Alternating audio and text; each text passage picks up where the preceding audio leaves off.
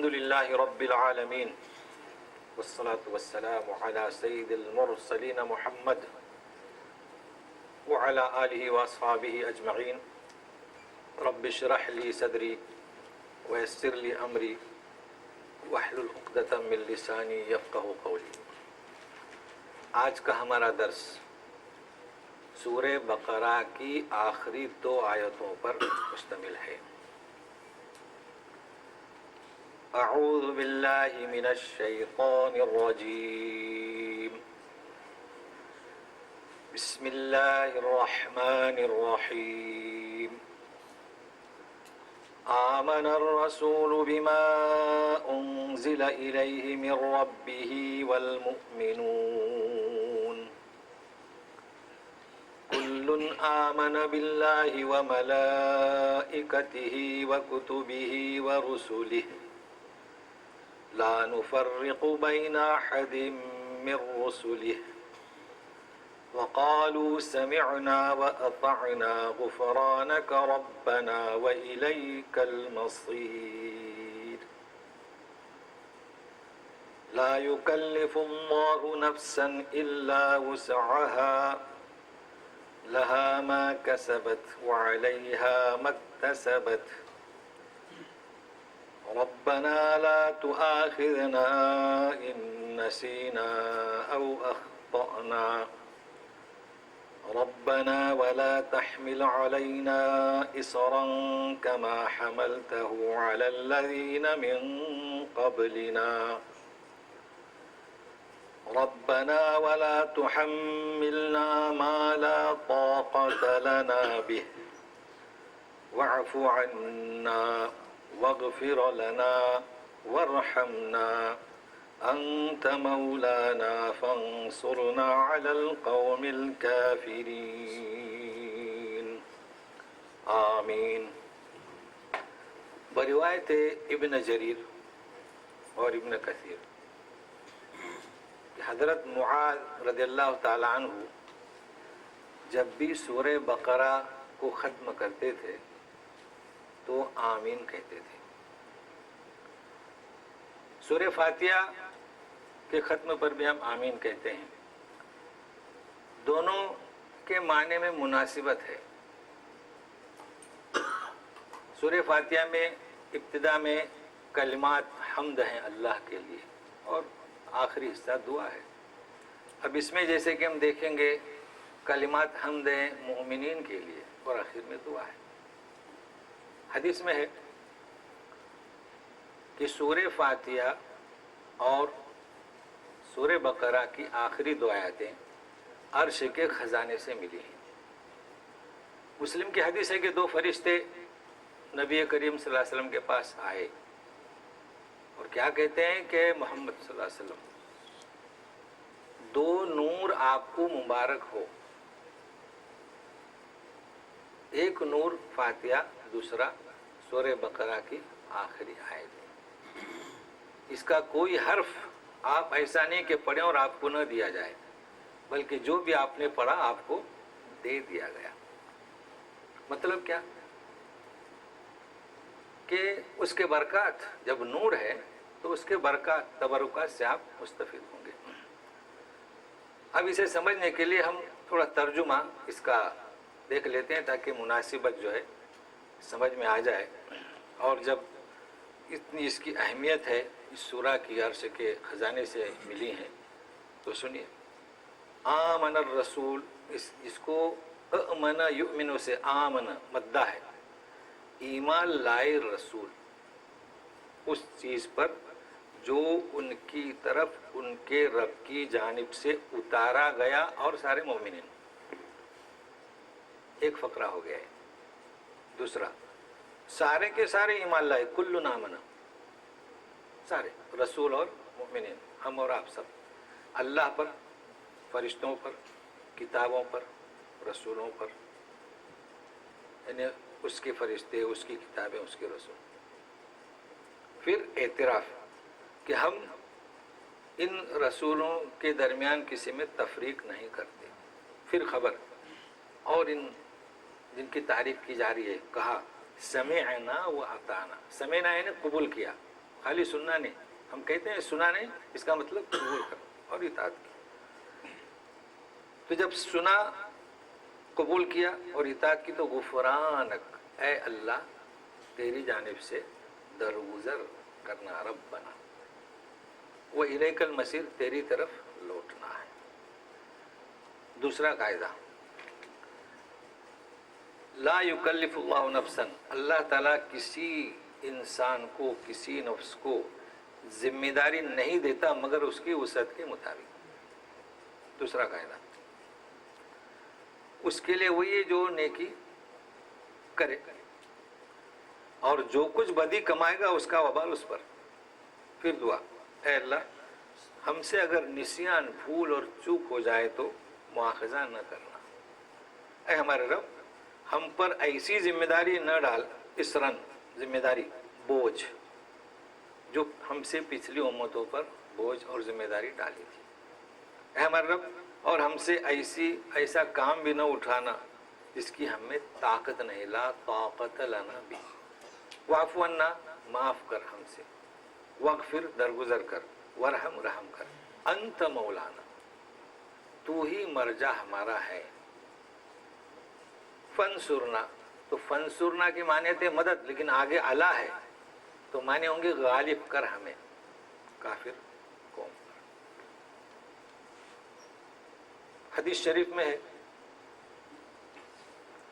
کہ جب معراج شریف، معراج کا واقعہ پیش آیا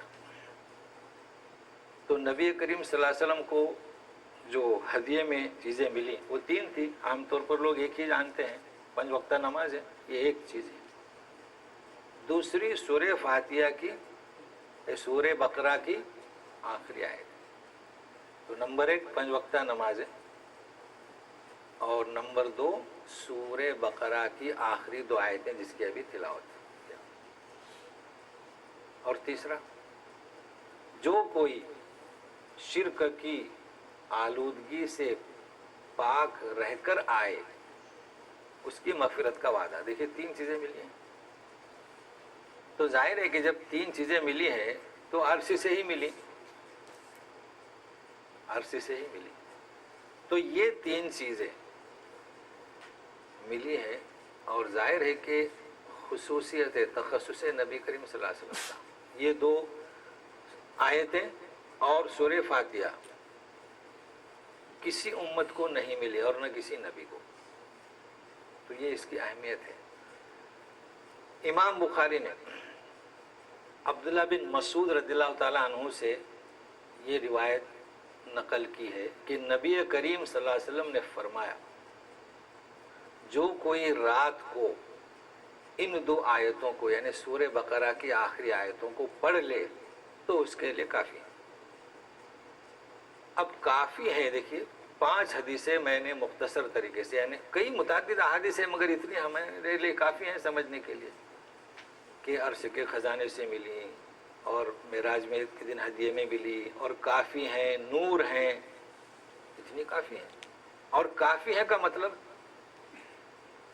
کیا؟ مطلب کافی ہے، دیکھیے اذکار میں 9 ہیں. رات کو کوئی سورہ فاتحہ پڑھے، پھر 5 آیتیں سورہ بقرہ کی، پھر آیت الکرسی، پھر یہ آخری 2 آیتیں، پھر کافرون، پھر احد، پھر فلق، پھر ناس. اور اگر کوئی فارغ البال ہے تو پھر ملک اور واقعہ. تو یہ اس کو کہیں گے ورد، یعنی رات کو پڑھ لیں. تو پڑھتے ہیں کچھ لوگ معوذتین پڑھتے ہیں، تو کافی ہے. اگر یہ 2 آیتیں پڑھ لیں تو کافی ہے. اگر کوئی قل یا ایھا الکافرون پڑھ لے سوتے وقت تو کافی ہے. پریشان حال ہے، خواب آ رہے ہیں برے برے، اب سارے اذکار اس کے بتائیں گے تو اس کان سے سنے گا اور پڑھے گا نہیں. تو کافی کا مطلب کیا؟ احادیث میں کوئی ٹکراؤ نہیں، کوئی تضاد نہیں. تو کافی کو سمجھیں اور اس میں مسئلہ بھی سمجھ جائیں. چونکہ میں کوشش کرتا ہوں کہ مسئلے کی بنیاد بھی آپ کو بتاؤں تاکہ پھر سوالات کم، تشویش کم ہو. اصل میں دیکھیے کافی ہے کا مطلب یہ ہے کہ اگر آپ نے صرف یہی 2 صورتیں پڑھ لیں، 2 آیتیں، تو اللہ کی حفاظت میں چلے گئے. یا ہے کہ معوذتین کی 2 صورتیں پڑھ لیں، اور انسان اگر پوری وہ جو ورد ہیں پڑھنا چاہتا ہے تو نور لنا نور، مگر یہ کہ یہ کافی ہے۔ سورہ فاتحہ کا نام بھی کافیہ ہے نا سورہ فاتحہ، اس کا نام ام الکتاب، فاتحہ، شافیہ، کافیہ۔ کیا مطلب کافیہ کا؟ اس کو ذرا غور سے سنیں، کافیہ کا مطلب کیا؟ کافی ہے یعنی اگر کوئی نماز میں سورہ فاتحہ پڑھ لیتا ہے تو اس کی نماز مکمل ہونے کے لیے کافی ہے۔ اب یہ تو حدیث ہے کہ سورہ فاتحہ جس نے پڑھ لیا نماز ہوئی، اور جس نے نہیں پڑھا اس کی نماز نہیں ہوئی، مگر مسئلہ ہم حدیث سے نہیں سمجھتے۔ سوال یہی ہے ابھی تک، کیوں؟ تو حدیث کی روح کو نہیں سمجھے، اسم کو نہیں سمجھے۔ سوال یہ ہے کہ عشاء کی تیسری رکعت میں پہنچ گئے تو امام صاحب تو تیسری رکعت میں سورہ فاتحہ ہی پڑھیں گے اور رکوع میں جائیں گے، تو جو پیچھے سے آنے والا ہے وہ بھی رکوع میں چلا گیا۔ اب جب امام صاحب سلام پھیریں گے تو تیسری اور چوتھی میں آپ کیا پڑھیں گے؟ پھر وہی سوال کہ ہم کیا پڑھیں؟ آپ سورہ فاتحہ پڑھیں۔ تو اگر یہ علم ہو کہ سورہ فاتحہ کافی ہے، دیکھیے اللہ تعالیٰ ہم جو مطالعہ کر رہے ہیں کہ وہ حکیم ہے اور اس کی مشیت غالب ہے اور جو چاہتا وہ کرتا ہے، تو عشاء کی ابتدائی 2 رکعت میں قرات رکھی ہے اور تیسری چوتھی میں قرات صرف سورہ فاتحہ۔ نبی کریم صلی اللہ علیہ وسلم جمعہ میں سب بسم الاعلیٰ اور حل اتاک اور عیدین میں یہ تو ثابت ہے نا، لیکن مغرب میں بھی یہ یعنی تیسری میں تخفیف یعنی آسانی، تو آخر اس میں بھی کوئی حکمت ہے۔ اب ہم نے 2 رکعتیں پڑھ لیے ہیں تو تیسری میں قرات اگر پڑھیں گے تو ترتیب کی مخالفت ہوگی، تو اطمینان رکھیں یہ کافی ہے۔ تو بات چل رہی تھی کیا؟ کافی ہے۔ تو یہ 2 آیتیں پڑھ لیں تو کافی ہیں، سورہ فاتحہ پڑھ لیں تو کافی ہے۔ اگر یہ چیز ہمارے ذہن میں رہے تو اشکالات ہمارے دور ہو جائیں گے۔ تو یہ 2 آیتیں کافی ہونے کے ساتھ ساتھ یہ 2 آیتیں کور کی حیثیت رکھتی ہیں سورہ بقرہ کے لیے۔ یہ کور ہے نا، یہ کور دفتی، اور سورہ بقرہ کی پہلی 5 آیتیں یہ کور ہے۔ تو دیکھیے الف لام میم سے ہدی للمتقین، ذالک الکتاب ہدی للمتقین، متقین کے لیے ہدایت ہے۔ تو وہاں کیا بیان کیا گیا کہ یہ جو کتاب نازل ہے اللہ کی جانب سے، اس میں کوئی شک نہیں ہے، یہ متقین کے لیے ہدایت ہے۔ اور وہاں متقین کی صفتیں بیان کی گئی ہیں، یؤمنون بالغیب، یقیمون الصلاۃ، انفاق، کتابوں پر ایمان، اور یہاں وہ کون لوگ ہیں یہ بتایا گیا ہے۔ تو دیکھیے کیسے کور ہیں 2، اور اس کے درمیان جو کچھ بیان ہوا ہم سبھی جانتے ہیں۔ وضو کے مسائل ہوئے، غسل کے مسائل ہوئے، طلاق کے ہوئے، زکوٰۃ کے ہوئے، صدقے کے ہوئے، سود کی قباحت ہوئی، رہن کے ہوئے، ہر چیز کے مسائل ہوئے۔ تو یہ کور ہے، یہ عرش کے خزانے سے ملی ہے، یہ کوئی پڑھ لے رات میں تو یہ اس کے لیے کافی ہے، یہ نور ہے۔ تو ابھی ہم کوشش کرتے ہیں اسے سمجھنے کی، کیونکہ اصل تو اس کی روح کو سمجھنا ہے۔ تو ذرا غور سے سنیے گا۔ آمن الرسول بما انزل الیہ من ربہ والمؤمنون، ترجمہ ہوگا کہ ایمان لائے رسول اس کتاب پر جو ان کی طرف ان کی رب سے نازل کی گئی، یعنی کلمات وحی پر اور کتاب، اور مؤمنون بھی ایمان لائے۔ تو وہ ترجمہ یہ ہوگا ایمان لائے رسول بھی اور مؤمنین بھی، پہلا فقرہ۔ دوسرے فقرے میں پھر جمع کل آمن، کل آمن۔ اب ہمارے اور آپ کی حیثیت اللہ کے نزدیک کیا ہے اس کو سمجھ لیں۔ کوئی نہیں جانتا وہ کیا ہے، مسلمان ہے نہیں، اللہ نے کیا شرف عطا کیا اس کو آج سمجھے۔ ابھی تو شروع ہوا ہے۔ ایمان لایا کن لوگوں نے، اور ایمان کی حقیقت کیا ہے؟ کیا ایمان؟ لوگ چلا لگاتے ہیں ایمان سمجھنے کے لیے، سال بھی لگاتے ہیں کس کے لیے؟ ایمان بنانا ہے۔ ایمان کا صحیح تصور تو کلام پاک میں ہے۔ تو پہلے ہم اپنے سے شروع کرتے ہیں، ہم اور آپ کون ہیں، کیسی سعادت اللہ نے بخشی، پہلے اس چیز کو جانیں کہ ایمان لایا رسول سب سے پہلے، اور ایمان لایا ہم نے، دونوں کی ایمان میں زمین آسمان کا فرق ہے۔ ایمان تو صفت ایک ہی ہے، ایمان صفت ایک ہی ہے، مگر زمین و آسمان کا فرق ہے۔ کیوں؟ تو کلمات وہی رسول پر نازل ہوتے ہیں، فرشتے رسول کے سامنے آتے ہیں، ہمارے سامنے نہیں. تو محل کے لحاظ سے، ظرف کے لحاظ سے، دل کے لحاظ سے ایمان میں زمین و آسمان کا فرق ہے. مگر ہمیں اللہ نے اس سعادت سے نوازا. کیا فرمایا؟ آمن الرسول والمؤمنون. کہ آیت کے پہلے فقرے میں اور دوسرے فقرے میں کہا کہ کل آمن. تو یہ ہمارا شرف کہ رسول کے ایمان کے ساتھ جمع کر دیا. کیسی سعادت ہے. کل آمن. تو صفت ایمان کو ہم رسول کے ساتھ ہیں. تو جب صفت ایمان میں رسول کے ساتھ ہیں تو انشاءاللہ قیامت کے دن اور جنت میں کیوں ہم رسول کے ساتھ نہیں ہوں گے؟ کیونکہ بغیر مانگے اللہ نے دیا ہے. مگر کب؟ جب ہم قرآنی تعلیم سے ہم سمجھیں کہ ہم کتنے معزز ہیں اللہ کے نزدیک، ہمارا کیا شرف ہے. تو یہاں سے شروع کرتے ہیں. آمن سب سے پہلی بات. دوسری چیز شروع کر دیا آمن الرسول. رسول ایمان لایا. کیا مطلب اس کا؟ بڑی گہرائی ہے اس میں، بڑا درس ہے، بڑی روحانیت ہے کہ اسلام کا طریقہ کار یہ ہے کہ جب بھی کوئی رسول جب تلاوت کرتا ہے تو سب سے پہلے وہ اس پر ایمان لاتا ہے. انا اول المسلمین انا اول المؤمنین. تو یہ ہے طریقہ کار ہر فرد کے لیے. کلکم راع ومسئول فی رعیت عن رعیتہ. تو ہمیں درس ہے کہ ہم میں سے ہر فرد اگر اپنے بچوں کو چاہتا ہے کہ اسلامی طریقے سے زندگی اپنائے تو اس کے لیے ضرور ہے کہ سب سے پہلے وہ اپنائے. ظاہر ہے کہ ایسی کئی ہم نے فیملیاں دیکھی ہیں کہ باپ اور ماں ان میں دین کا تصور نہیں، لیکن بچوں کو دیندار بنانا چاہتے ہیں. تقابل ہے اس میں؟ کوئی بات بنے گی نہیں.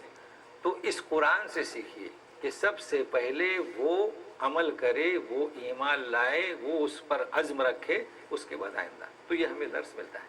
لیکن سنیے ابھی آمن الرسول بما انزل الیہ من ربہ. کلمات وہی اس پر نازل ہوتے ہیں. ایمان لائے یقین کے ساتھ، اور سارے ایمان لائے. کس پر ایمان لائے؟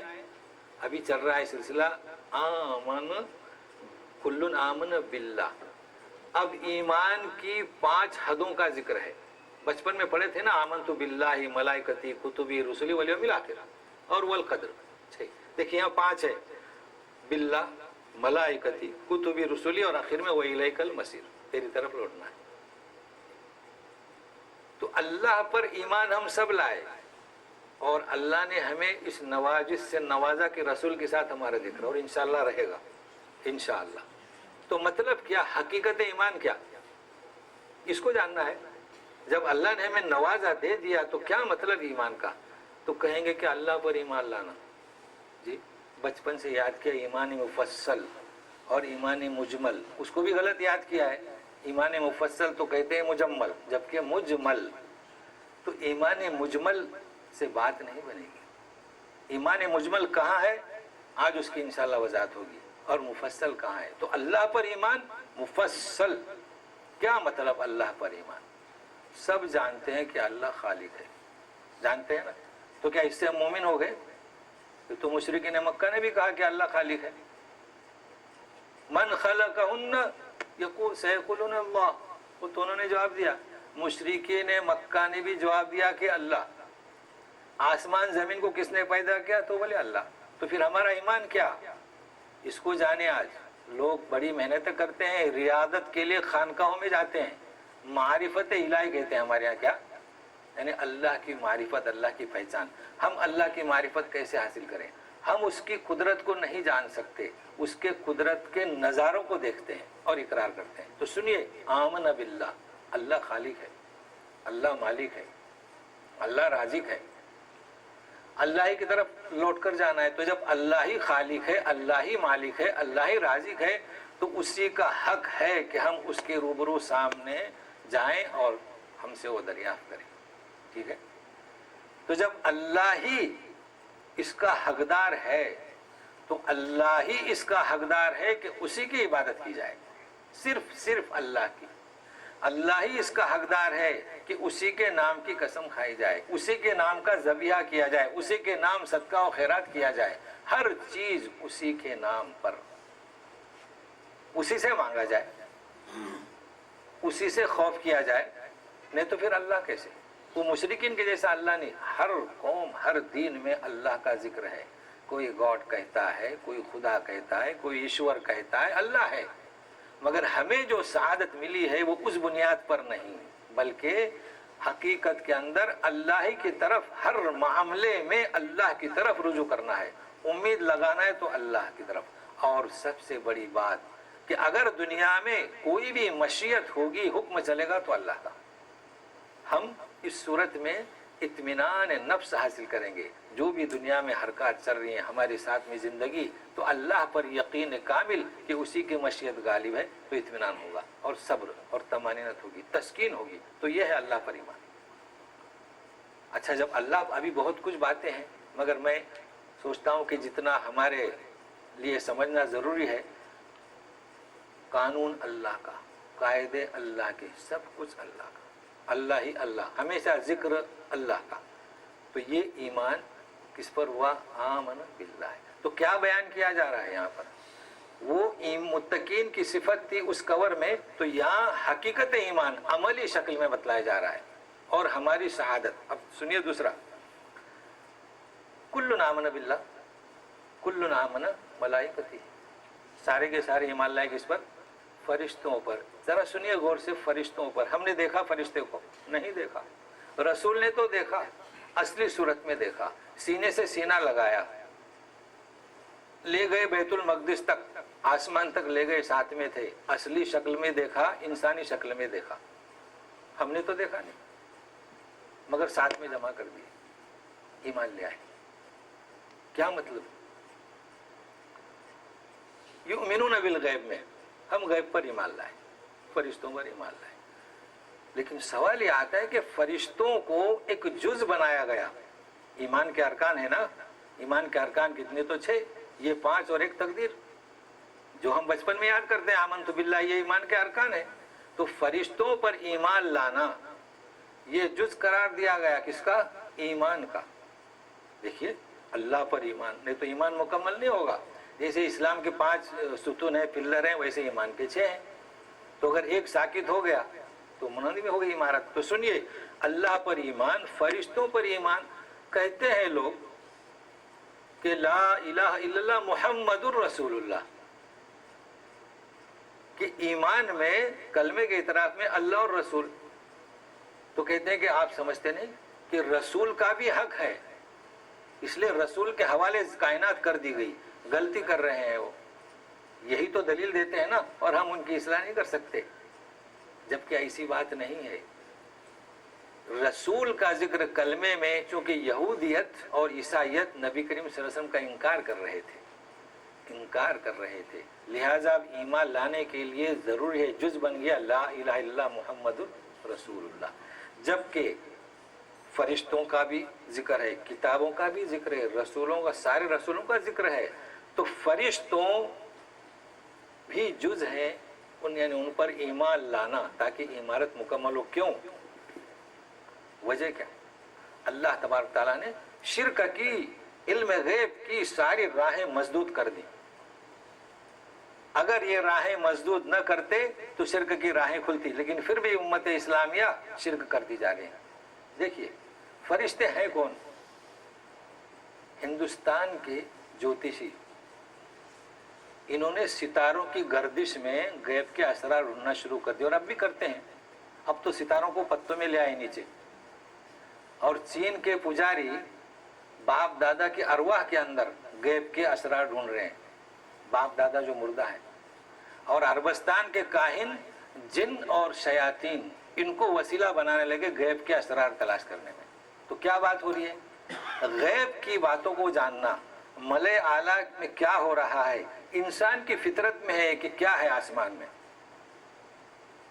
کیا ہے آسمان میں. تو کیا کوششیں کیے؟ ستاروں، مردہ ارواح ہیں. ہمارے لوگوں نے چین کے لوگوں کی کاپی کر دی، جا کر بیٹھتے ہیں مزاروں میں، کہتے ہیں بابا سے پوچھ. اصل میں کیا پوچھا جاتا ہے؟ روح سے. تو مردہ روح سے، وہ تو جواب دیتا ہے، بابا نے جواب دیا تو مطلب روح. تو یہ عقیدے کیا ہے؟ اللہ تبارک تعالیٰ نے ان سب راہوں کو مسدود کر دیا، بند کر دی. کیوں؟ فرشتے. تو غیب کے اسرار ڈھونڈنے کے لیے نہ ستاروں کی ضرورت ہے، نہ مردہ ارواح کی ضرورت ہے، اور نہ جنات اور شیاطین کے توسل کی ضرورت ہے، بلکہ اللہ تبارک تعالیٰ نے جتنی چیزیں ضروری ہیں اس امت کے لیے، انسان کی اصلاح کے لیے، فرشتوں کے ذریعے بھیج دی. اس لیے فرشتوں پر ایمان لانا ہوا. پھر ہم کیا کر رہے ہیں؟ فرشتوں پر ایمان لانا. اللہ پر ایمان اس وقت تک مکمل نہیں ہو سکتا جب تک کہ آخرت پر ایمان نہ لائیں، فرشتوں پر ایمان نہ لائیں، رسول پر ایمان نہ لائیں. ابھی رسول کا نمبر تو آیا نہیں ہے. رسول پر بھی ایمان کا حق اس وقت تک ادا نہیں ہو سکتا جب تک کہ فرشتوں پر ایمان نہ لائیں. بھائی رسول نے تلاوت کی، کہاں سے سیکھے؟ آیا کہاں سے؟ تو فرشتے. تو یہ ہے حقیقت ایمان بتلائی جا رہی ہے. اور ذہن میں رکھیے یہ کور ہے. کیا کہتے تھے؟ جبریل امین، اس سے بھی دشمنی. اہل کتاب، یہودیت. جبریل کے بارے میں کیا کہا؟ عدوًا. تو یہاں شرک کی ہر راہ کو ختم کیا جا رہا ہے. تو یہ ہے فرشتوں پر ایمان. عباد مکرمون، عزت والے بندے. کیا کہا جا رہا ہے؟ ذی قوہ، قوی، مطاع، اطاعت گزار، ثم امین، پھر امانت داری. فرشتے اللہ کی نیک مخلوق ہیں، قوت والے ہیں. اور کیا؟ یہ چونکہ نور سے بنے ہیں. کس سے؟ نور سے. اس لیے ان میں یہ استعداد ہے کہ اللہ تعالیٰ کا کلام براہ راست لے لیں، اللہ کے روبرو حاضر ہوں، اس مجلس میں کھڑے رہیں. اور چونکہ مخلوق ہے لہذا ان میں یہ استعداد ہے کہ اللہ کے کلام کو مخلوق تک، رسول تک پہنچائیں.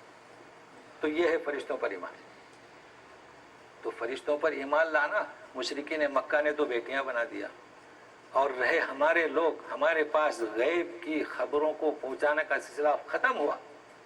اب کسی ستارے میں یا کسی مردہ روح میں یا کسی جنات اور توسل میں، یہ جتنے بھی موکل والے ہیں یہ غیب کی کیفیت حاصل کرنا چاہتے ہیں جسے اللہ تعالیٰ نے ختم کر دیا. یہ کہتے ہیں کہ موکل ہمارے تابع ہے جبکہ یہ جنات کے تابع ہوتے ہیں. اس چیز کو آپ نہیں سمجھ سکتے. اس کے لیے اس علم کی ضرورت ہے کہ یہ اس کی ہر جب بات پر لبیک کہتے ہیں تو گویا کہ یہ اس کے تابع ہوتے ہیں، تو اس کے کام بجاتے ہیں. لہٰذا اس چیز کو اللہ تعالیٰ نے ختم کر دیا. تو بات چلی تھی کس کی؟ سارے کے سارے ایمان لائے مومنین اللہ پر. اور کس پر؟ فرشتوں پر. تو ہمارے لیے اتنا کافی ہے. شرک کی ساری راہیں مسدود. بتلائیے لوگوں کو یہ کیا لگا ہے ہماری امت نے کہ قرآن کیا تصور دے رہا ہے. اس کے بعد نمبر آتا ہے کتابوں کا، وہ کتبی. وہاں پر تھا ذالک الکتاب، یہاں کتب، یہاں جمع ہے کتب. اور رسول بھی ایمان لاتا ہے اور ہم بھی ایمان لاتے ہیں. بچپن میں پڑھا تھا مجمل، تو کتاب پر مجمل بھی ایمان ہے. اب سمجھیے مجمل کیا چیز ہے، یہ مجمل کیا ہے اور یہ مفصل کیا ہے کیا؟ دیکھیے سب سے پہلے کتب، کتاب کی جمع. آسمانی کتابیں کتنی؟ 4. قرآن شریف میں ذکر ہے ذالک مثلهم فی التوراۃ مثلهم فی الانجیل آتینا داؤد زبورا. ہو گئے نا 3. اور قرآن 4. اس کے علاوہ ان ھذا لفی الصحف الاولی صحف ابراہیم و موسیٰ. وہ تو آپ نے کہہ دیے 4 ہی ہیں. اگر کسی کتاب میں آپ کو 5 ملے تو 5 کا ذکر ہی نہیں، 4 ہی ہیں. لیکن مجھے جو بتانا ہے وہی نہیں بتلانا ہے. مجھے کیا بتلانا ہے کہ مجمل کیا اور مفصل کیا. بچپن سے یاد کیا ہے، اب تو سمجھیں گے انشاءاللہ. تو جہاں مفصل ہے وہاں بھی ہم مجمل ہیں. دیکھیں اللہ کے رسول صلی اللہ علیہ وسلم کا ایمان سارے رسولوں پر، ساری کتابوں پر، اور ہمارا ایمان قرآن پر. تو اب تورات و زبور انجیل پر ہمارا ایمان، اس کی نوعیت کیا ہے، حقیقت ایمان کیا ہے ہماری؟ مجمل. ہوا کہ نہیں مجمل؟ مجمل. تورات میں کیا ہے، زبور میں کیا ہے، انجیل میں کیا ہے؟ ایمان مجمل. اے اللہ تو نے جیسی کتاب اتاری جیسے ہے ویسے ہمارا ایمان. تو یہاں ایمان مجمل کافی ہے. مگر افسوس تو یہ ہے کہ قرآن پر بھی ایمان مجمل ہے. تو قرآن پر ایمان مجمل نہیں چلے گا. تو یہ ایمان مفصل مجمل جو ہے یہ کلام پاک پر مفصل ایمان، یتلو تلاوت، یتلو حق تلاوتی ہی، یہ تلاوت اس کی ہو صحیح طریقے سے ہو، جس طریقے سے پڑھا گیا، جس طریقے سے جبریل امین لے کر آئے، اور کیا ہے تزکیہ، اس قرآن سے اپنا تزکیہ کریں، تعلیم قرآن اور حکمت قرآن۔ تو کہتے ہیں قرآن کے جو حقوق ہیں یہی ہے نا، وہ اچھی طریقے سے پڑھیں، سمجھیں، تدبر کریں۔ ساری قرآن کی آیت ہے، قرآن کی آیت سے ثابت ہے، افلا یتدبرون القرآن، کہ قرآن میں غور و فکر کریں، اس پر عمل کریں، اور وتواصوا بالحق، لوگوں کو دعوت دیں، اور پھر جو مشکلات سامنے ہیں اس پر صبر کریں۔ تو کہاں ہے مفصل؟ جن لوگوں کو اللہ تعالیٰ نے رسول کے ساتھ ایمان میں جمع کر دیا، ایک ساتھ یہ سعادت بخشی، اس رسول پر جو کلام پاک نازل ہوا اس پر ہمارا ایمان مجمل کیوں، مفصل کیوں نہیں؟ کل گرفت ہوگی قیامت میں، چونکہ ہم نے اللہ کا حق اسی وقت ادا کرنا ہے کہ اس کا حق ہے کہ ہم اس کے روبرو سامنے موجود ہوں اور سوال جواب ہوں، لہذا قرآن پر ایمان مفصل کی ضرورت ہے۔ تو یہ ہوا رسول کا بھی ایمان، دیگر کتابوں پر مجمل، تو ہمارا بھی ایمان دیگر کتابوں پر مجمل، صحیفوں پر مجمل، لیکن کلام پاک پر کیسا ہو؟ تو انشاءاللہ کوشش کریں گے کہ اللہ تعالیٰ ہمیں توفیق عطا کرے کہ ہم قرآن کی جو تعلیم ہے اور اس کی حکمت ہے اسے ہم حاصل کرنے کی کوشش کریں اور ہمارے لیے راہ ہموار کریں۔ وہ کتبی، اب آتا ہے نمبر رسول کا۔ رسول یعنی ایک رسول، رسول یعنی جمع، تو رسول کا بھی آمن بما انزل الیہ، سب سے پہلے رسول ایمان لائے سارے رسولوں پر، اور ہم بھی لائے مگر ایک ساتھ میں، ٹھیک ہے، ایک ساتھ ایمان لائے۔ اب رسولوں پر بھی یہی نوعیت ہے کہ جتنے رسول گزرے ان کے جو واقعات کلام پاک میں ہمیں معلوم ہے وہی ہم جانتے ہیں۔ تفصیل بھی ہے بعض نبیوں کی تفصیل نہیں ہے، بلکہ بعضوں کا تو نام بھی نہیں ہے کہ ہم نے ایسے نبی بھیجے جن کا قصہ بیان نہیں کیا۔ تو ہمارا جو کلام پاک میں بیان کیا اس پر ایمان ہے تو گویا کہ مجمل ہے، مگر ہمارے رسول نبی کریم صلی اللہ علیہ وسلم آپ نے جو محنت کی، مجمل کیسے چلے گا؟ مجمل نہیں چلے گا، بلکہ مفصل حقیقت ایمان، یعنی اصل میں ہمارے یہاں مسئلہ یہ ہوا کہ رسول ہیں کیا؟ ایک تو رسول کی تلاوت، ایک تو رسول کا تزکیہ، ایک تو رسول کی کتاب اور حکمت، اسے چھوڑ کر ہم رسول کی ذات میں اختلاف کر گئے۔ اب مسائل پیش آئے کہ رسول ہے کون، جبکہ نبی کریم صلی اللہ علیہ وسلم نے فرمایا کہ میرے بارے میں غلو نہ کرنا، غلو نہ کرو، بلکہ انما انا بشر مثلکم۔ تو سب سے پہلے آپ کی ذات کے بارے میں ہمیں یہ معلوم ہو کہ محمد عبدہ و رسولہ، آپ اللہ کے بندے ہیں اور رسول ہیں، یہ ہمارا ایمان ہو، اور آپ تلاوت کے ذریعے ہم تک احکام پہنچاتے ہیں، تزکیہ نفس، تعلیم اور پھر حکمت، اور آپ کا عمل، ہر عمل، اور آپ کوئی بھی بات آپ نے جو پیش کی ہے اللہ تعالی کی جانب سے وہی اور رہنمائی ہوئی ہے۔ تو رسول کی ذات پر پہلے ہمارا ایمان صحیح ہو، شفاعت انشاءاللہ نصیب ہوگی، اللہ تعالی ہمیں آپ کے اس زمرے میں شامل کرے جس میں ہماری شفاعت، لیکن کہ سنت نبوی کہاں ہے، عمل کہاں ہے؟ وہ کلام پاک جو نازل ہوا جس کے ساتھ ہم کل آمن باللہ، تو آپ نے قرآن پر ایمان لائے، ہم نے قرآن پر ایمان لائے، حالانکہ ایمان کی نوعیت مختلف ہے، آپ پر تو کلمات نازل ہوئے، ہم پر نہیں، لیکن ہم اس سعادت کو سمجھ نہیں رہے ہیں۔ اگر اس رسول پر اسی طریقے سے ایمان نہیں ہوا تو یقیناً ہمیں کل بھگتنا ہوگا۔ تو رسولوں پر دیکھیے مجمل اور مفصل کی حقیقت واضح ہوئی کہ مفصل کہاں اور مجمل کہاں۔ تو ہمارے نبی کریم صلی اللہ علیہ وسلم پر ایمان مفصل اور تفصیل کے ساتھ، اور دیگر رسول جو ہیں۔ اچھا، پھر ایک اب سیگا دیکھیں تبدیل ہو رہا ہے، ابھی تک آمن ہے نا، اور ابھی لا نفرقو، ہم تو اب یہ خبر دی جا رہی ہے، بلکہ اعتراف ان کا کہ یہ سارے مومنین کیا کہتے ہیں کہ اے اللہ لا نفرق بین احد من رسولک، کہ ہم ان رسولوں میں کوئی تفریق بیان نہیں کرتے. کیوں؟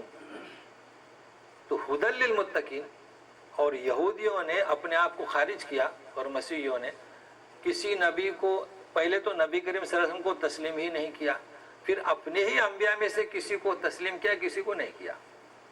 لہذا بتا دیا گیا کہ یہ جو متقین ہیں، ایمان لانے والے، وہ یہ ہیں. یہ دوسرا کور ہے کہ ہر نبی پر ایمان اور تفریق نہیں. کیسا ایمان؟ مجمل. کیسا؟ مجمل ایمان. اور کیا کہتے ہیں؟ سمعنا واطعنا. یہودیوں نے کہا کہ سمعنا و عصینا، ہم نے سن لیا ادھر سے چھوڑ دیا. بہت مثال مشہور ہے، یہ ہمارے لیے نہیں ہے. لوگ کہتے ہیں مگر انہیں پتہ نہیں کہ کس کی کاپی تقلید کر رہے ہیں. کہتے ہیں نا ہمارے یہاں بہت مشہور ہے، 2 کان اس لیے دیے کہ ادھر سے سنو ادھر سے چھوڑ دو. جی تو ہماری امت جس کے لیے سعادت کے رسول کے ساتھ جمع ہو رہے ہیں اور تقلید کرتے ہیں یہودیوں کی، نہیں، ایسا کبھی نہیں کہنا. امام شافعی کیا فرماتے ہیں؟ اللہ نے 2 کان دیے سننے کے لیے، زیادہ سنو، اور 1 زبان دی بات کرنے کے لیے. تو اس طرف رخ کریں. تو آج حقیقت معلوم ہوئی کہ سمعنا و اطعنا، تو ہم دونوں کان سے سنتے ہیں اور دونوں کان سے قبول کرتے ہیں. تو سمعنا کا مطلب ہم قبول کرتے ہیں اور اطاعت کرتے ہیں. اب جب قبول کرتے ہیں، یہ ایمان کو قبول کیا، تو پھر کہتے ہیں غفرانک، یعنی اے اللہ تو درگزر کر، اے ہمارے رب، اور تیری طرف ہمیں کیا لوٹنا، یعنی مرجع تو ہی ہے. تو مطلب یہ ہے کہ ہم حق تو ادا کر رہے ہیں. ابھی ہم نے جانا کہ مفصل کیا ہے اور مجمل کیا ہے. حق تو ادا کر رہے ہیں، لیکن حق ادا کرنے میں اگر کوئی لغزش ہو گئی تو درگزر فرما، اور ہمیں ہمارا مرجع تو ہی ہے. وَإِلَيْكَ الْمَصِيرُ، یعنی ہم کہاں جائیں، کدھر جائیں، تو ہی ہمارا مرجع ہے اور تیری طرف لوٹنا ہے. اب ایک قاعدہ بتلایا جا رہا ہے. ایمان سے بہرور ہوئے، متصف ہوئے، ایمان کی صفت دل میں آ گئی کہ ایمان کسے کہتے ہیں. تو اللہ تعالیٰ فرماتے ہیں کہ سنیے، یہ کس سے کہا جا رہا ہے؟ جنہوں نے انکار کر دیا. ہدی للمتقین، انکار کر دیا، شہادت علی الناس کو پھینک دیا، تو ہم نے اٹھا لیا. تو یہ بتلایا جا رہا ہے کہ یہ شہادت علی الناس اتنی کچھ مشکل نہیں تھی. اپنی کاہلی سے، اپنی تساہل سے انہوں نے پھینک دیا. تو کیا قاعدہ فرماتے ہیں اللہ تعالیٰ؟ لا یکلف اللہ نفسا الا وسعها. یہ جو ہم نے ذمہ داری دی ہے شہادت علی الناس کی، ہم کوئی بھی ذمہ دار شخص پر ذمہ داری ایسے نہیں ڈالتے دیتے جو وہ برداشت نہ کر سکے. نہیں، تو شہادت علی الناس کی ذمہ داری بھی ہم ادا کر سکتے ہیں. کلام پاک کی ذمہ داری ہم ادا کر سکتے ہیں. مطلب کہ ایک شخص کام کر رہا ہے، خدمت کر رہا ہے. نبیوں کو لیجیے، تو نبیوں کا کام، ذمہ داری کیا؟ دعوت دینا. آپ نے کتنے لوگوں کو دعوت دی یہ کبھی پوچھا نہیں جائے گا، یہ اس کی ذمہ داری نہیں ہے. تو یہی ہمارے لیے ہے، ہم اپنا کام کریں. ہم اپنی ذمہ داری کیا کہ ایمان مفصل ہے وہاں پر جہاں مجمل ہے وہاں، اور اپنے دین کو سیکھیں، تلاوت اور لوگوں تک پہنچائیں. باقی ہماری ذمہ داری نہیں کہ کہاں تک پھیلے. دوسرا قاعدہ، لہا ما کسبت اور وعلیہا اکتسبت. وہاں تا زیادہ ہے، اس لیے میں نے ترجمہ کیا کہ جو کوئی نیکی کرے اسے ملے گی، کرے، اور بدی کمائے. چونکہ نیکی کرے ہو سکتا ہے 700 اضعاف مضاعفہ، اور بدی جتنی کمائے. ایسا نہیں ہوگا کہ ایک شخص نے نیکی کی تو دوسرے شخص کے حساب میں لکھ دی جائے، نہیں، اور کوئی گناہ کرے تو تیسرے کی گرفت ہو، ایسا نہیں.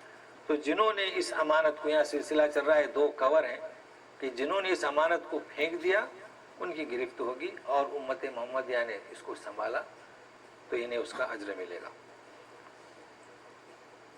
ساری چیزیں واضح ہو گئی. اب دعا مانگ رہے ہیں، سنیے ذرا غور سے سنیے گا. ربنا لا تؤاخذنا، اے ہمارے رب ہم سے مواخذہ نہ کر، ہم سے بھول چوک ہو جائے تو. بھول پڑھتے پڑھتے بھی انسان بھولتا ہے، اور خطا یعنی غلطی، یعنی اسے علم تو ہے مگر غلطی کر جاتا ہے. دونوں میں فرق ہے. اب دوسری دعا سنیے، ہم پر ایسا بوجھ نہ ڈال، اسرن ایسی ذمہ داری نہ ڈال جسے ہم اٹھا نہ سکیں جیسے پچھلے لوگوں پر دیا تھا. تو کیا تھا؟ یہ تو سنت الہی ہے، ذرا غور سے سنیں اس بات کو. سنت الہی ہے. حضرت ابراہیم دیکھیے، ایوب علیہ السلام دیکھیے، جتنے بھی انبیاء دیکھیے، ان پر مصیبتوں کے پہاڑ ٹوٹ پڑے. یہ تو سنت الہی ہے کہ جو کوئی اس دین کو اپنائے گا تو اس پر مشکلات کا سامنا اسے کرنا ہوگا. مگر یہ کہہ رہے ہیں کہ ایسی ذمہ داری ہم پر نہ ڈالو جیسے ہم سے پچھلے لوگوں کے لیے، ہے نا؟ کیا مطلب اس کا؟ اور ایسا بوجھ ہم سے نہ اٹھاؤ جس کی ہمیں طاقت نہیں. کیا مطلب اس کا؟ مطلب اس کا یہ ہے، ذرا غور سے سنیں، یہ دعا ہے. ہم دعا کی روح سے ناواقف ہیں. اب یہ ہمارا درس دعا کی حقیقت. دعا کسے کہتے ہیں؟ کیا اہمیت ہے دعا کی؟ یقیناً یہ سنت الہی ہے کہ جو کوئی ایمان لائے اسے مشکلات، مصائب، تکالیفیں اٹھانا پڑیں گی. اس کا امتحان ہوگا، اس کی آزمائش ہوگی. نبی کا امتحان ہوا تو ہم یہ نہیں کہہ رہے ہیں کہ یہ امتحان ہم پر نہ ہو. نہیں، اے اللہ ہم ایسا بوجھ نہ اٹھا. مطلب یہ کہ ہم سے جب امتحان لے تو اس امتحان میں کامیاب ہونے کی توفیق تو ہی نصیب عطا، یعنی تو راہ ہموار کر دے. اور پھر اللہ سے مانگ رہے ہیں کہ اے اللہ تو ہر چیز پر قادر ہے، ہم تو بے بس ہیں، تو ایسی مشکلات میں ہمیں نہ ڈال. وہ قادر علی کل شیء. تو گویا کہ دعا ہی ایسی چیز ہے کہ ہم اس پر ثابت قدم رہ سکتے ہیں. اگر بڑی سی بڑی مشکل ہم پر آ پڑے اور اللہ کی توفیق ہو تو وہ مشکل حل ہو جاتی ہے. تو یہ کہا جا رہا ہے، یہ نہیں کہا جا رہا ہے کہ سنت الہی پر عمل نہ ہونے. سنت الہی تیری یہی ہے، تیرا طریقہ یہی ہے، مگر ہماری مدد فرما. پھر کیا کہتے ہیں؟ وَاعْفُ عَنَّا، معاف فرما. کیا؟ معاف. وَاغْفِرْ، درگزر فرما. وَارْحَمْنَا، رحم فرما. تین چیزیں، پہلے معافی، پھر درگزر، اور پھر اپنی رحمت میں لے لے. یہ چیزیں نہ ہو تو انسان تو اللہ تعالیٰ کی رحمت آغوش میں نہیں جا سکتا. پھر کیا کہا جا رہا ہے؟ انت مولانا، بند کر دیجئے. کیا؟ اب غور سے سنے گا آخری فقرے کو. انت مولانا، تو ہمارا مرجع ہے. فانصرنا علی القوم الکافرین. تو سنیے، یہ آیات کہاں نازل ہوئی تھی؟ آپ جب سورہ کھول لیں گے تو سورہ بقرہ سورۃ مدنیۃ ہے نا، کہ مدنی ہے. مگر یہ آیات کہاں ملی؟ تو کسی کتاب ملے گا کہ مکہ میں نازل ہوئی. ملی کہاں؟ معراج کے دن. ایام کون سے تھے؟ مکے کے. تو مطلب یہ ہے کہ زمن مکے کا زمن، ہجرت کے پہلے تو کہیں بھی نازل ہوئی ہو. عرفات میں، مینا میں، مزدلفہ میں، مکہ میں نازل ہوئی. تو ملی کہاں؟ زمن مکی میں عرش کے پاس ملی تو لے کر آئے. تو وہ بھی صحیح ہے. اب ذرا غور سے سنیے، دعا کسے کہتے ہیں؟ ہجرت سے 1 سال پہلے معراج کا واقعہ پیش آیا ہے. کیا حالات تھے؟ اسلام اور کفر کے درمیان کشمکش جو شدت اختیار کی ہوئی تھی. اگر کوئی اسلام قبول کرتا تھا تو مصیبتوں اور مصائب، مشکلات کے پہاڑ ٹوٹ پڑتے تھے. مکہ ہی میں نہیں، سرزمین عرب پر اگر کوئی ہمت کرتا تھا لا الہ الا اللہ محمد رسول اللہ کی، تو اسے نفس سانس لینا مشکل ہو جاتا تھا. ایسے وقت میں یہ آیات، یہ دعا نازل ہوئی. کیا؟ تو سنیے، دعا کیسی؟ اللہ تعالیٰ ہی بول سکھا رہے ہیں کہ مانگو دعا. اللہ تعالیٰ ہی ڈھنگ سکھا رہے ہیں کہ اس ڈھنگ سے مانگیے. کیوں؟ ایسی شدت کے وقت کہیں ایسا نہ ہو کہ میرے بندے جو رسول کے ایمان کے ساتھ متصف ہیں کوئی دوسرا رخ اختیار نہ کرے. کون سا؟ کوئی دوسرا. کوئی تنفر اور تعصب میں غلط قدم نہ اٹھائیں، کوئی تلخی پیدا نہ ہو. اس لیے کہا جا رہا ہے نہ تلوار اٹھائیں نہ لاٹھی اٹھائیں. کہہ دیجئے کہ ربنا فانصرنا علی القوم الکافرین. کیا مطلب ہوا؟ کیسی تربیت دے رہا ہے اللہ تبارک تعالیٰ اپنے ان لوگوں کی جو رسول کے ساتھ متصف ہے ایمان میں. تو دعا کیا جانتے ہیں آپ؟ یہ دعا مانگی جا رہی ہے. اور اس بات کو سمجھیے کہ دعا کس نے کہا مانگیے؟ اللہ نے. دعا کے بول کس نے سکھائے؟ اللہ نے. ڈھنگ کس نے سکھایا؟ اللہ نے. تو قبولیت یقینی ہے کہ نہیں؟ قبولیت یقینی، کامیابی یقینی. ایسے وقت میں تو یہ ہے ہمارے لیے قرآنی تصور. اس لیے یہاں بات بات پر اللہ عافیک، اللہ یستر علیک، ہمیشہ دعا اس یقین کے ساتھ کہی جائے. کیوں؟ تو اللہ تعالیٰ کا یہ حکم ہے کہ مجھ سے دعا مانگو، مجھ سے مانگو. الفاظ کلام پاک میں، الفاظ احادیث رسول کے الفاظ ہیں. اگر وہ الفاظ یاد نہ ہو تو اپنی زبان میں اللہ تعالیٰ کا حکم ہے، اللہ تعالیٰ کا بتایا ہوا طریقہ ہے، اللہ تعالیٰ اسے قبول کریں گے. یقینی ہے، لیکن ہم جانتے ہی نہیں. امت مسلمہ نے اس دعا پر یقین نہیں ہے. دعا کے لیے کچھ وضو اور طریقہ اور وقت لگانا نہیں، ہر وقت دعا، ہر وقت دعا. تو دعا کرتے رہے. تو یہ ہے اللہ تبارک تعالیٰ ہمیں تربیت دے رہے ہیں. اور یہ ہے، میں نے کہا تھا کہ کور ہمارے بھائی کہاں الجھ جاتے ہیں پتہ ہے؟ کہاں الجھتے ہیں؟ جو چیز ہے وہ تو حاصل نہیں کرتے. سنیے، انت مولانا، کیا مولانا کا ترجمہ کیا؟ اصل میں یہ نا یعنی ہم، اور مولا کیا ہے؟ مولا.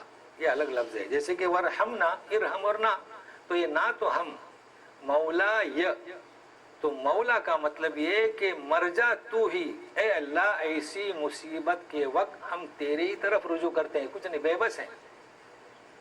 تو کسی غلام کا آقا اسے وہ مولا کہتا تھا، مولا یہ، کیونکہ غلام اس کے قبضے میں رہتا تھا، 24 گھنٹہ اسی کی ملکیت، تو اس کا مرجع. تو اپنے استاد کو چونکہ دینی طرف، دین کے معاملے میں جس کی طرف ہم رجوع کریں گے، یا مولا یا مولوی یا مولانا. سب سے پہلے دنیا میں اس لفظ کو غلط استعمال کیا شیعہ نے، مولا علی، غلط جو استعمال کیا ہے. نبی کریم صلی اللہ علیہ وسلم نے زید بن حارثہ سے بھی فرمایا کہ انت منا و انت مولانا. تو مولا متعدد جگہ پر یہ آیت آئی ہے، کہیں موالی وارث، کہیں آقا، کہیں غلام، کہیں ہمارا مرجع. تو افریقہ اور ہمارے ہندو پاکستان میں جن کی طرف دین میں رجوع کیا جاتا ہے اسے مولا کہتے ہیں. ہمارے لوگ اسی میں الجھ پڑے. کس میں؟ اس میں. اور اس ایمان مفصل میں اور اس ایمان مجمل میں اس طرف مائل نہیں ہو رہے ہیں. تو یقین مانیے کلام پاک کی ہر آیت اور ہر حرف، اب جیسے کہ ان آیتوں کے بارے میں کہا گیا کہ یہ نور ہے، ٹھیک ہے، نبی کریم صلی اللہ علیہ وسلم سے فرمایا گیا کہ یہ نور ہے، یہ 2 آیتیں، اور حرف کے بدلے میں نور دیا جائے گا. اب میں نے یہی کہا تھا کہ ذرا سوچیں، کوشش کریں کہ کیا ہے. تو جس قدر اللہ نے توفیق دی اس قدر میں نے بیان کرنے کی کوشش کی. اب یہی دعا ہے کہ سب سے پہلے اللہ تعالیٰ نے جو ہمیں ایک اعزاز دیا ہے، ایمان کی صفت، یہ ایک ہے، اس کا ہم احترام کریں. آمنا باللہ، رسول کے ساتھ میں. اور یہ جو کتاب ہمارے پاس ہے اس کو مفصل اس پر ایمان لائیں. جو بچپن میں پڑھا ہے کم سے کم بچپن میں ہم سمجھیں. تو اسی دعا کے ساتھ سب سے اللہ تعالیٰ مجھے اس کو سمجھنے کی، سمجھانے کی، اور آپ بھی اپنا اس شہادت علی الناس کی ذمہ داری کو اپنائیں اور آگے بڑھائیں. تو یہ ہمارا سورہ بقرہ کی اختتام ہے آج.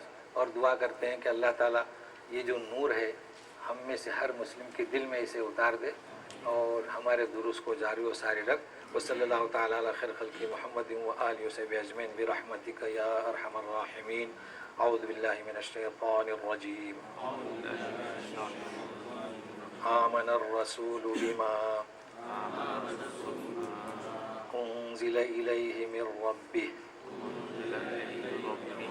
والمؤمنون كل آمن بالله وملائكته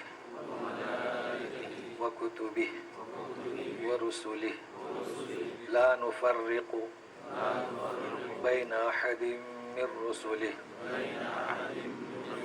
وقالوا سمعنا وأطعنا غفرانك ربنا وإليك المصير.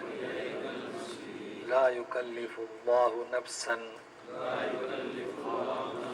إلا وسعها لها ما كسبت وعليها ما اكتسبت ربنا لا تؤاخذنا إن نسينا أو أخطأنا ربنا ولا تحمل علينا إصرا كما حملته على الذين من قبلنا ربنا ولا تحملنا ما لا طاقة لنا به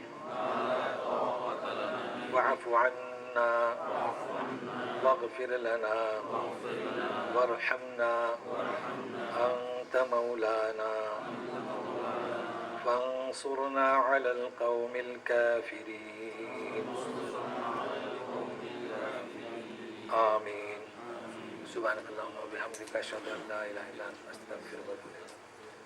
چلیے ایک سوال تھا. جی ہاں یہ نماز میں جب بھی پڑھتے ہیں تو یہ ہم لوگ جو آیت الکرسی اس کو کہتے ہیں ربنا وہاں سے نہیں پڑھتے, یہاں سے پڑھتے ہیں آمن الرسول سے. جی کبھی اس یہاں سے بھی نہیں پڑھا لا یکلف اللہ یہاں سے اکثر مطلب میں نے دیکھا کہ یہ آمن الرسول سے. ہاں تو دو آیتیں ہوئی نا. تو یہ قانون ہے ایسا؟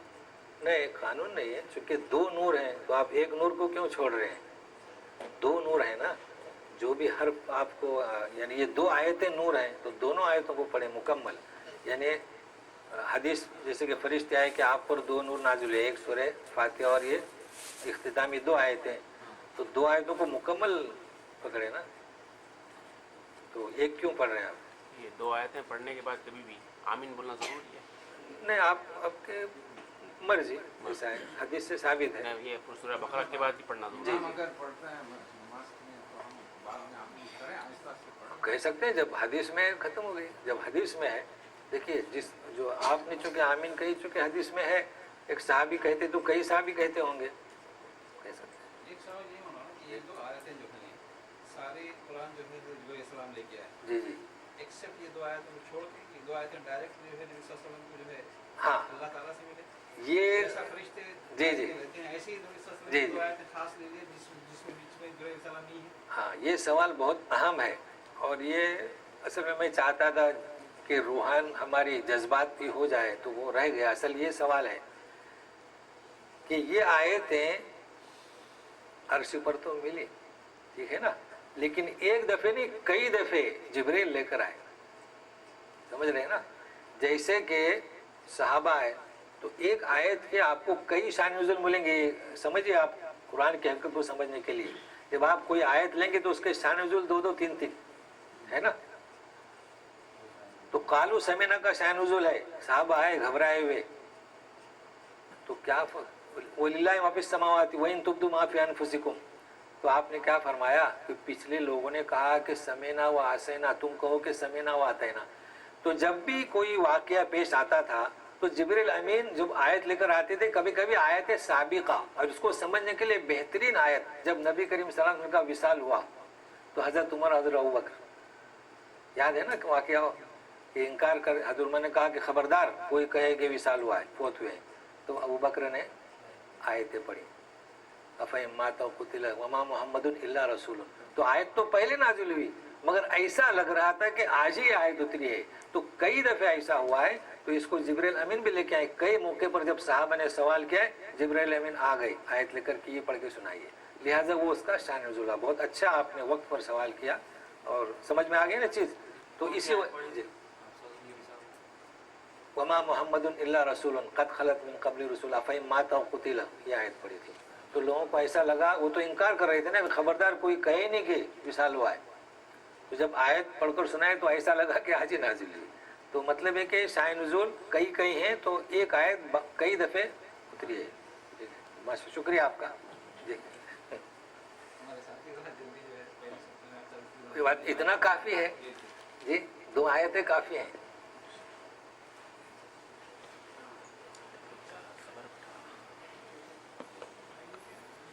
ہمارے یہاں پر لوگ عالم کو جیسے مولانا کہتے ہیں, جی جی کیا یہ صحیح؟ ہاں مطلب ہے کہ ہمارے یہاں افریقہ اور ہمارے ہندوستان پاکستان میں مولانا کا مطلب کیا کہ دین کا مرجع, یعنی دین میں ہم کسی کو پوچھیں تو آپ کی طرف. تو اب अब उनसे हम क्या कहें? अब जिद्दा में तो कारी लगाना शुरू कर दिए हर एक ने कि जो हाफिज है वो भी कारी, जो थोड़ा थोड़ा सीखा है वो भी कारी। तो कबात तो नहीं है मौला। अरब लोग कभी आलिम को कभी हाँ, तो इसलिए मैंने कहा ना कि अरब में शेख कहते हैं, लेकिन अफ्रीका और हिंदुस्तान में अपने यहाँ मौलाना का लफ्ज है, मौला का। यहाँ पर लोग शेख कहते और गलत इस्तेमाल ईरान वालों ने किया है, मौला अली। तो मैंने वाजे कर दिया। अब ये कि इस पर हम मेहनत न करें असल में, क्योंकि मेरे पास ऐसे मसाइल आए कि ये नाजायज़ है। तो नाजायज़ के लिए जब नबी करीम सल्लल्लाहु अलैहि वसल्लम ने ज़ैद बिन हारिसा से फरमाया कि अंत मौलाना, बुखारी में आपको मिलेगा। हाँ, ज़ैद मतलब तुम हम में से हो। कई हम मौला के माने अल्लाह नहीं, मौला के माने सरदार, आका, रुजू करना। तो उस पर हम मेहनत न करें। लेकिन ये क्या अच्छा है, उसे हाफिज साहब कहें, हाफिज को हाफिज ही कहें, कारी को कारी कहें, तो मुफ्ती कहें, कोई ज़रूरी नहीं है। लेकिन ये कि उस पर मेहनत करनी जरूरत है। मौलवी उसी से है, कोई बात